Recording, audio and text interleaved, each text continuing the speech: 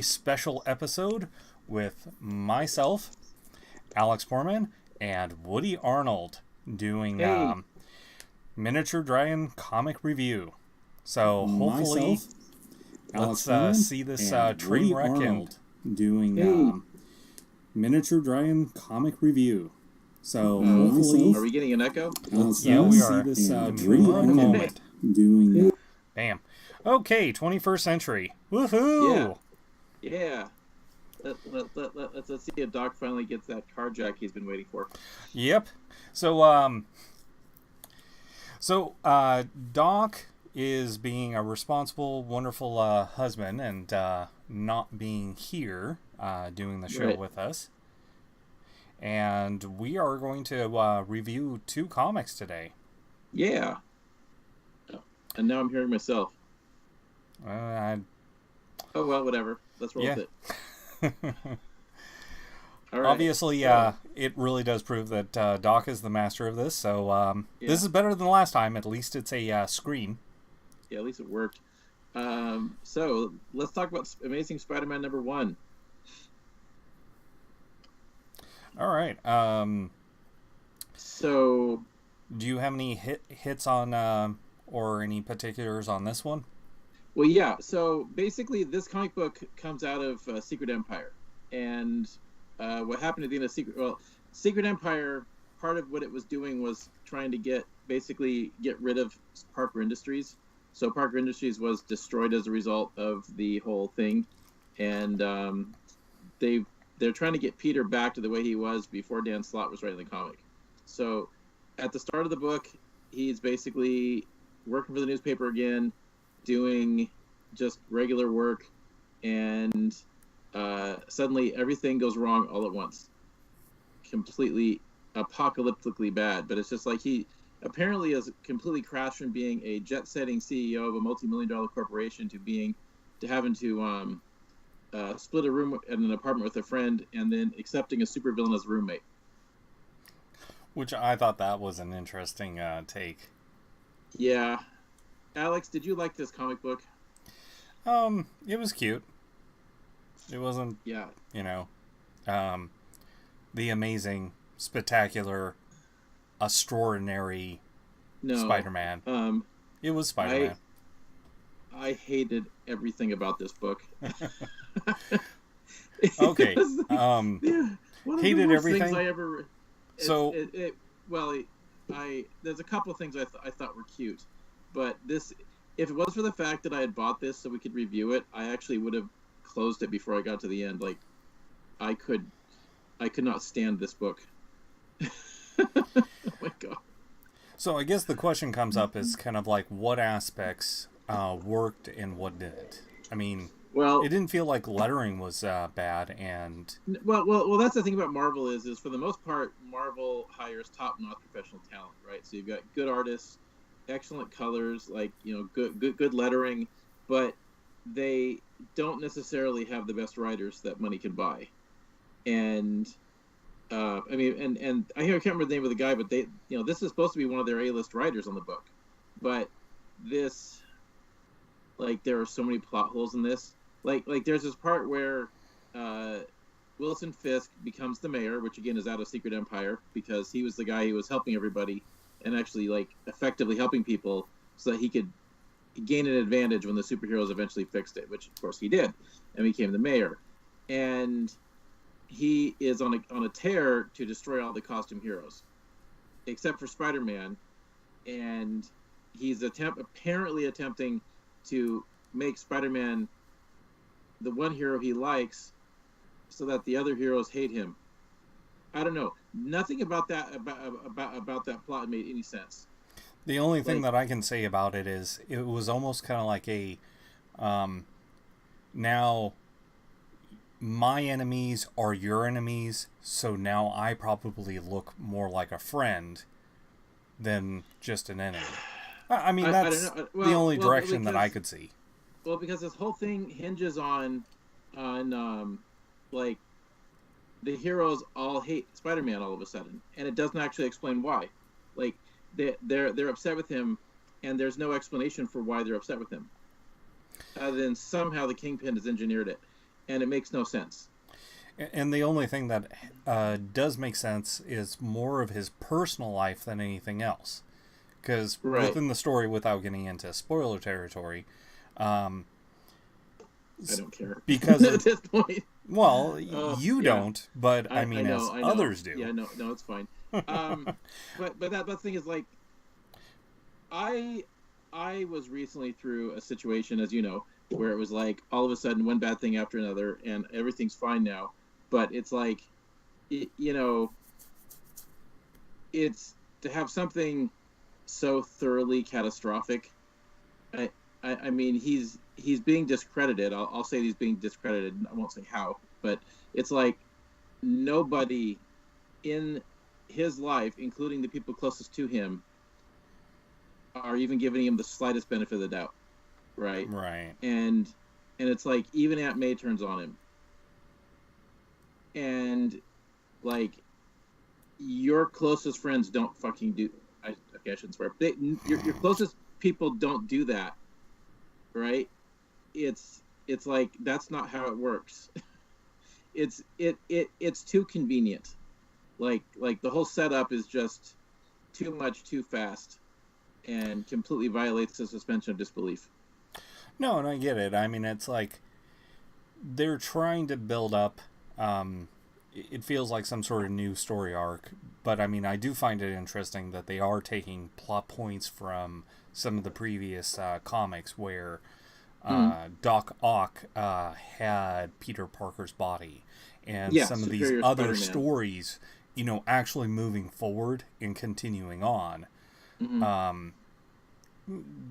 But I do agree. It's like, I'm wondering if it's something where a previous issue we're just missing, or did the writer just basically gloss over and make it kind of like this new thing happening without reason, story driven, like just basically making it too fast of the I progression of think hatred. I think that Dan Slott was gone. He didn't exactly leave the series, you know, like winning, right? Like he'd been on it so long that he had too many ups and downs, and it wasn't necessarily like he wasn't leaving at the top of his game. And there was probably a commandment coming down, like, okay, we got to get back to what people like about Spider-Man, and so he did, and he did it in one issue. But it's just like, you know, it's just too much too fast. So the thing is okay, so it was bad enough that they made Peter Parker into Tony Stark, right? Where he had this multi-million-dollar company, you know, like traveling around the world doing the jet set life, like just ridiculous stories. But like, are you telling me that a guy like that would not have had, you know, like accounts in, you know, Swiss accounts that had fallback money, that like he didn't have slush fund reserves, he didn't have stocks somewhere, he didn't own the land his building was based on, so it's like even if if everything falls apart, he can still sell the building, he can still sell the land. No, I totally get you. I mean, You know, it's a different thing when it's like a rock star or somebody that goes like, "Oh wow, I just came into all this money," you know. Yeah. Like you hear tales about like YouTube stars where they don't save, they don't do that extra thing. Yeah. But like Peter Parker's character, for the most part, yeah, you know, there is some boneheadedness, but generally that's when he's a teenager. But as he grows and develops into the adult Peter Parker, for the most part, he's pretty responsible. You know, Yeah, but like he's also a super genius, you know, in chemistry, right? And like he could have made millions of dollars selling his inventions and didn't. And that's kind of the flaw in his character. And like there's no reason why he should have been this poor guy. You know, he should have been out doing other things with his abilities that would have made it so he'd be financially independent and he could be Spider-Man full time. And when they did this whole corporation thing, it was like, oh, about time. But at the same time, it got taken to a crazy extreme and didn't improve the character at all. It's like you can't be Spider-Man if you are the CEO of a major corporation and all the eyes of the world are on you. You know, it's just Yeah, it's just one ridiculous bit of BS after another, and the and then the big reveal at the end, right? Of like they were dealing with an alien invasion in the city, and all these weird creatures were, like killing everything, and the heroes are trying to stop them. And you keep seeing these scenes where it looks like the heroes are getting their brains eaten, which of course is not going to come back. Like they'll be fine, but it's like, and then Spider-Man apparently is on good terms with the Black Cat again, who I guess stopped being the Kingpin of, like, there's all these things that are not explained, because like the Black Cat, until as far as I understood it, was like absolutely pissed off with Spider-Man because of the Dr. Octopus's for Spider-Man, and was going to be was basically trying to be the main crime lord of New York. And apparently that's not happening anymore. And then when we find out who the main villain was, and he's pulling some crazy stunt to summon all these alien monsters, it's like, well, how do you do it? That's not explained. Like, I mean, like, this is the villain who can't do that. And at least they had a backup story, which was kind of awesome, which explained why this character came back from the dead. Like, because he's supposed to be dead, and apparently he's back. And that was actually kind of neat. And they had a kind of a zinger at the end, which was kind of fun, with, like some... I'm just going to say it. Apparently the Lizard has been is now a professor again at Empire State University, except he's the actual Lizard, not Kirk Connors. What is going on in this book? I don't get it. No, I get you. And it's like, I do wonder for anyone out there that might be listening to this, like, did we miss so much of, this story? Like, how many issues did we have to, like, really read up to, get it? It's God. like... Well, I don't know if that matters, because the whole thing was written from the standpoint of, if you've never read a Spider-Man comic before, here's an issue number 1, and we get you caught up to speed. And it basically does. It catches you up on everything. I mean, it sounds like madness. It sounds like a freaking fever dream, the way, Peter's explaining it. But at least you've known what's gone on for the last 5 years. But, yeah, okay, I've been ripping on this book, Alex. We only got 15 minutes to talk about this thing. What do you think? Base art, some of the various way that it was done. I mean, like, just art wise, I thought it was pretty fine. Story wise, there was various plot points that I recognized from reading or hearing other YouTubers that have talked about Spider-Man, or checking out, like, Wikipedia, just for my own personal benefit of, like, keeping on top. I may not personally purchase, but at the same time, it's like, I do kind of want to know what's going on in the comic book, world, the industry. I'm the same After way. all, when you work as indie, it's like, like, oh, okay, this is what the main companies are doing, and this is what my fellow indie individuals are doing, and trying to not spend an arm and a leg on, like, all these different issues, but at the same time, I'm interested enough for, like, this and just general conversation with other fellow nerdy, geeky people to say, like, hey, check out this book. It was quite enjoyable. Or, like, wow, that dumpster fire, avoid. Well, for you, was it a dumpster fire? I mean, you said it was cute. That's about the only thing you've said so far. Yeah, I mean, it story-wise was definitely a weak part of it. I felt like there was some parts of, I agree with you, that, like, okay, how's this going on? And if it wasn't for the fact that I knew some of the previous plot points, it was like, oh, okay, it's like, I know this from the previous issues when, like I said before, when Doc Ock took Peter Parker's body. And Well, it's like, it doesn't explain why Wilson Fisk is the mayor, the kingpin of crime. Yeah. You just know that he is. And so you don't need to know why. Yeah. It's just, okay, he became the mayor. Wow, I guess his That's his next criminal scheme, you know. But it's just like there are so many plot holes in this story. You might as well be trying to stop a waterfall with a colander. Well, we should get on to our second book. Yes. Okay. So this book is what was the name again? I cannot believe I placed space in the name. Alex, what was the name of this book? So it's IS Isola. That's right. Isola. Sorry, I'm not able to look it up when I'm sitting here doing this because of how I have to be on the show. Alex, of course, has a computer and he can look up everything. Okay, so this book I had learned about it from watching a YouTube show, and it was a recommended indie book that just came out, and I had bought it and been wanting.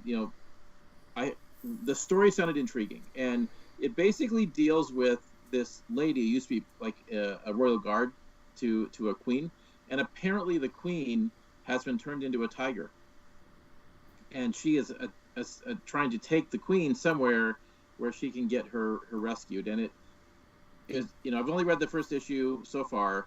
It doesn't say why the queen got transformed or what the relationship is of the royal guard, except that she's apparently really guilty.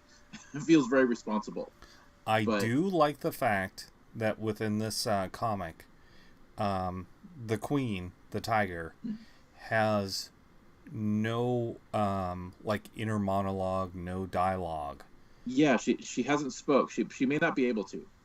And if it's the actual case of like being transformed into an animal, I think that's a really interesting thing of like, I think it almost gets a little tropey when previously it's like, oh, okay, you got transformed into whatever, and my thought bubbles still, show up, and but it's kind of like the royal guard's perspective of what's going on, and you're reading. Yeah. Go ahead. Yeah, you're just reading of like from the royal guard's perspective, what's going on.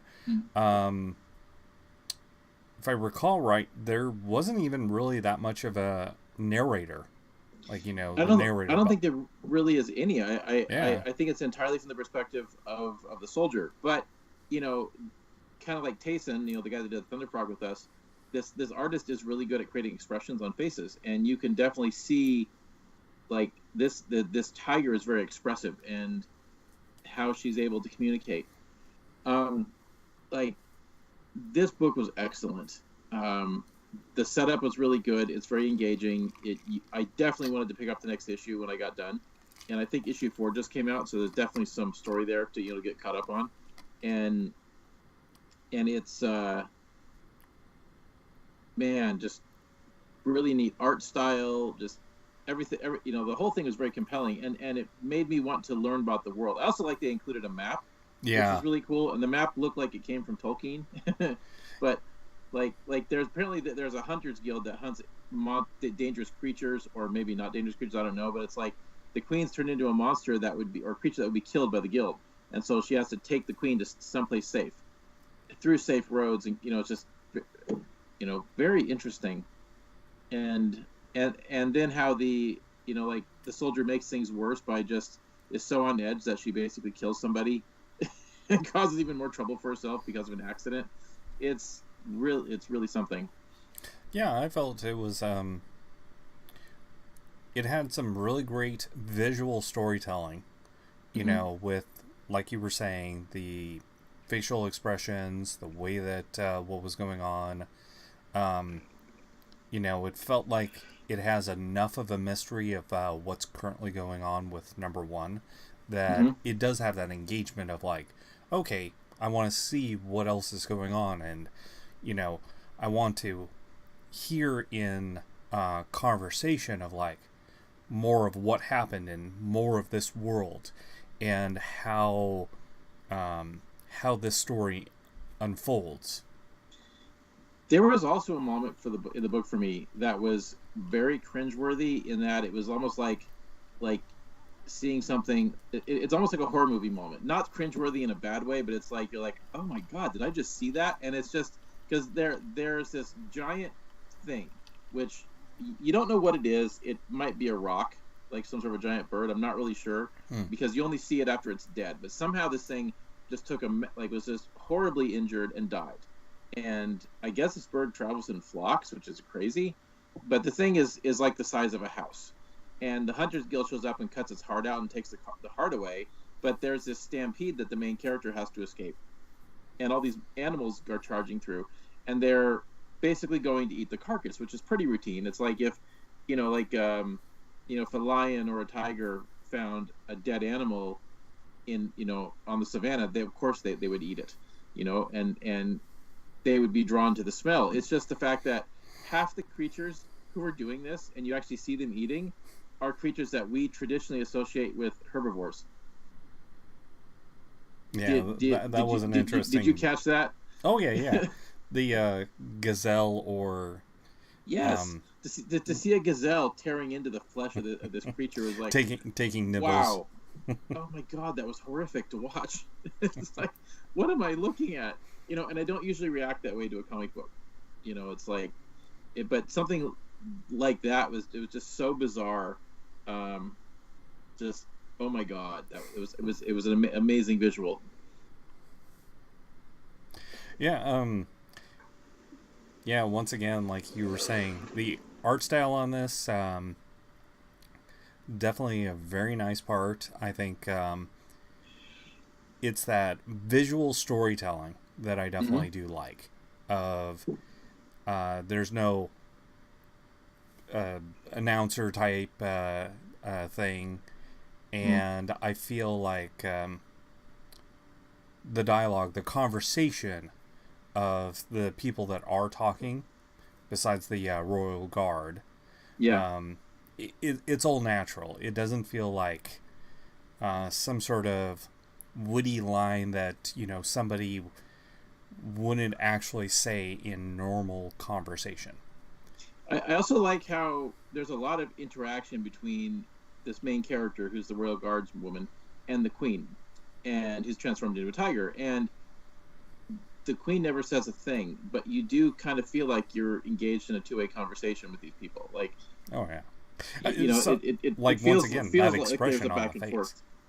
Yeah, it's as far as fantasy books go, this is really amazing. Like, and it's also kind of like the right level of magic where, there's magic exists in this world. We don't know if it has wizards, but it's kind of like, I guess it's kind of like Game of Thrones, where there is something really fantastical going on. There are magical things, but they're not part of everyday life, it seems.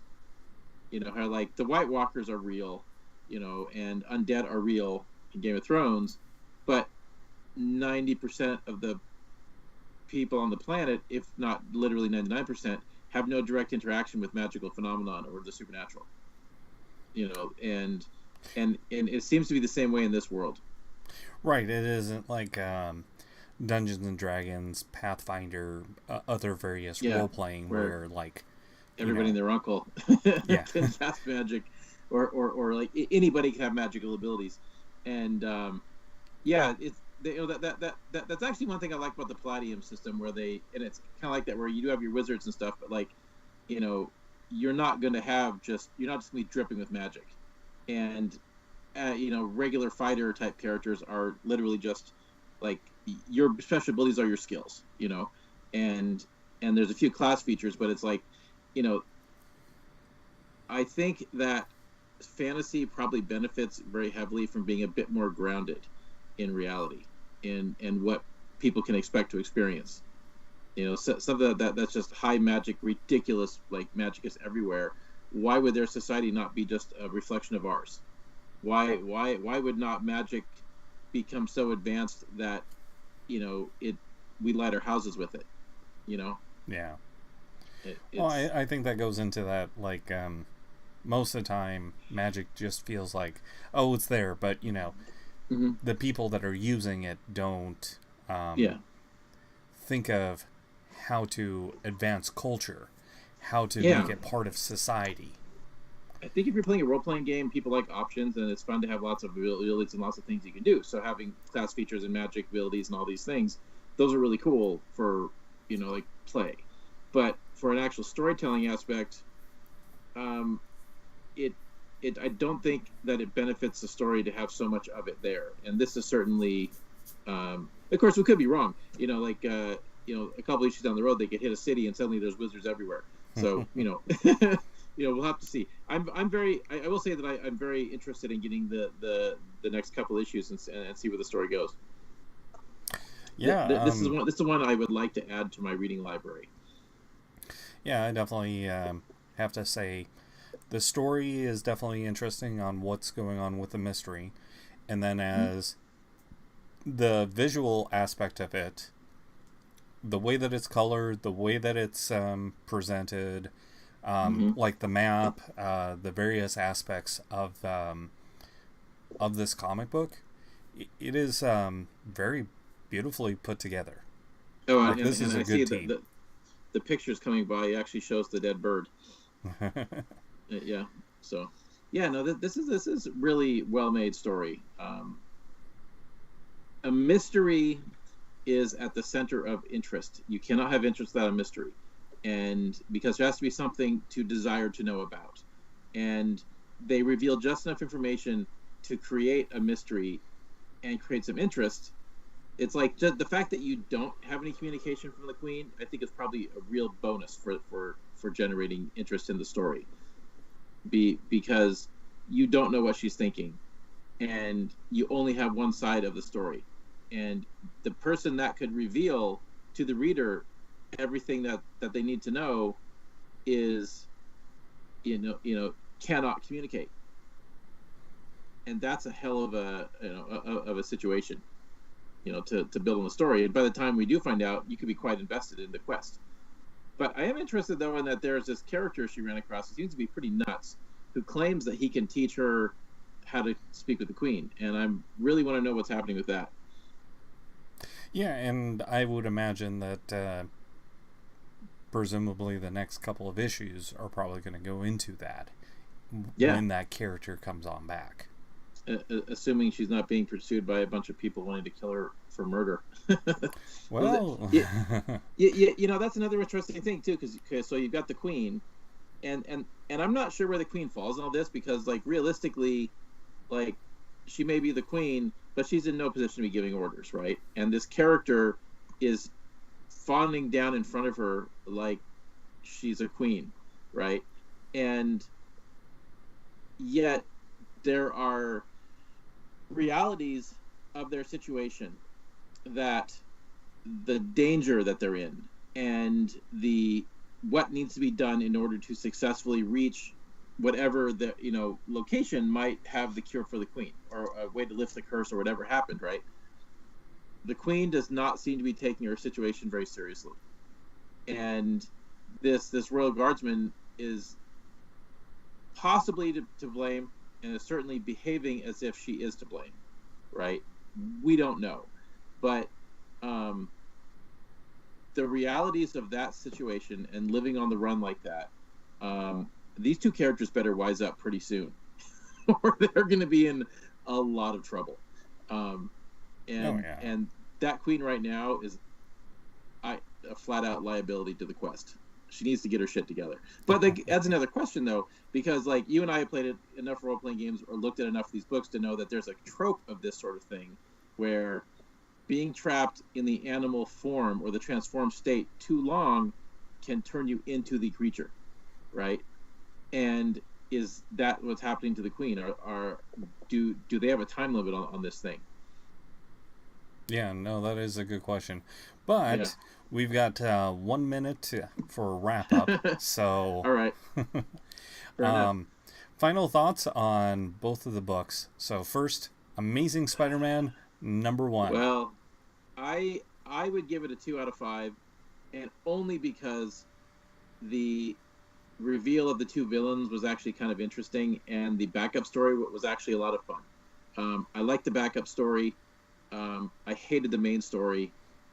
If it wasn't for that, I probably would say screw this book. Isola is a solid 5 out of 5. I could not recommend this book more highly. This book is exactly what indie books are there for, to tell the kind of stories that the big companies can't tell.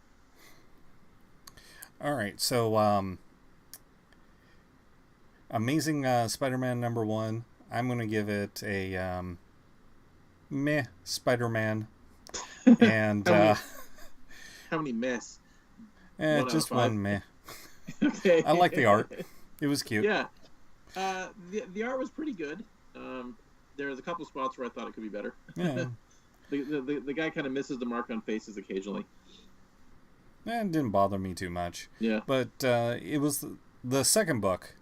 Once again, I mean, it's like, it's that mystery, it's that just good art, and I think they stayed away from like a potential bad trope of having inner dialogue or just too much with like a narrator, or just too much information.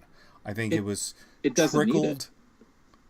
Yeah, I think you just get like this trickle of just the right amount of stuff, without it being like too much information, or just that kind of classic tropey nature. Absolutely. So, anything that you want to plug? Well, check out Cyber Symbiosis, my comic book series, at conwaytheseries.com. And we also just wrapped up the first issue Countermay, and if all goes as planned, in about a month we will be able to start releasing pages in Chapter 2. And, other than that, let's, I guess we'll see what we have to announce in the next episode. We do have a convention schedule we're building for next year and the remainder of this year, so we'll, hopefully we'll have something to report. The two things that I'm going to plug before we wrap this up, since we're over time, is Comic Kyujin at YouTube just did another video. I saw that. Check that out. Another animated video. And on top of it, this coming 19th of this month, down in Kent, Washington, at Page Turner Books, I'm going to be there signing books and signing art and selling, and come on by and definitely pick up something nice for yourself if you're in Kent, Washington. Oh yeah, and we also just dropped on the channel here. We also just dropped a review for Ant-Man and the Wasp, which you should totally check out. We had fun discovering that we weren't prepared to do the review. Yeah, very 21st century capabilities. I guess you could say that this review just got dark. Anyways, all right. Well, that's it for me. And everybody out there, keep it nerdy, as Doc would say. Cheers. Bye.